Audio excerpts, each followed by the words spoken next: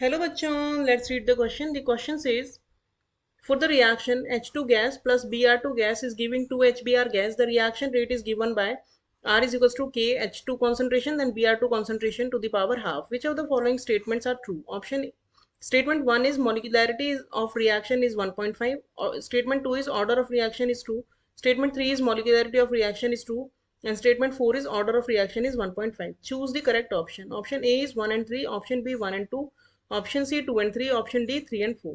So first of all, let us check the key concept of the question. The key concept of this question is that what is molecularity? तो molecularity क्या होती है? Molecularity होती है number of molecules that come together to react, or the number of molecule which collide to react in an elementary reaction to give the products. तो यानी basically molecularity होती है number of reactant molecule which are colliding together to undergo a chemical reaction. और order of reaction क्या होता है? Order of reaction होता है sum of powers of concentration terms in rate law expression.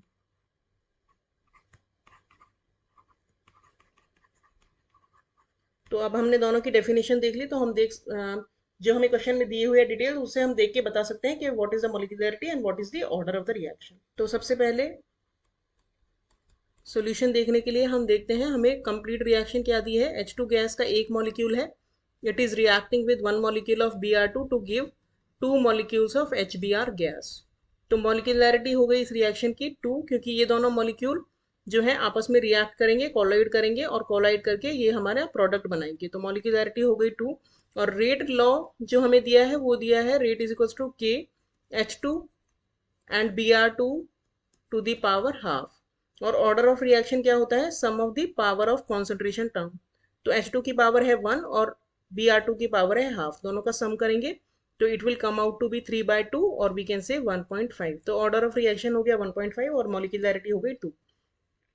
तो statement 1 गलत है, स्टेटमेंट 2 भी गलत है, स्टेटमेंट 3 करेक्ट है और स्टेटमेंट 4 करेक्ट है। तो 3 और 4 का ऑप्शन हो गया ऑप्शन डी। तो हमारा करेक्ट आंसर हो गया option D. Hope you understood the solution well. Thank you.